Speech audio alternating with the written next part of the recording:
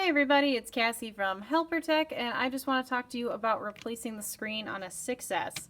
So here we've got one that actually the glass is just fine, but the touch doesn't work, as you can see. It only works on some of these lower buttons, but if you try anything along the top, that doesn't work.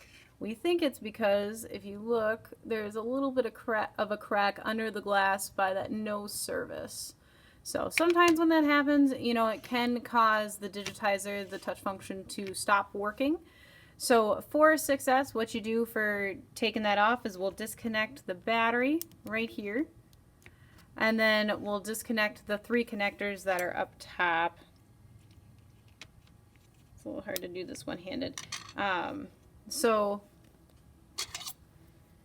we'll go ahead and disconnect these. And I've got another screen. Pretty much all I'll have to do then is just move the home button over.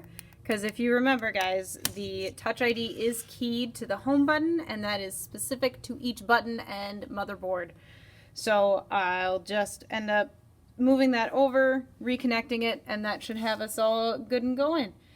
If you guys have any questions, feel free to stop at our Eagan Burnsville store. Our Helper Tech Burnsville or Helper Tech Eagan store either works. You don't need an appointment. We're open 10 to 6 during the week and Saturdays 10 to 3. Otherwise, if you have any questions, feel free to call us at 651-605-2575. You guys have a nice day.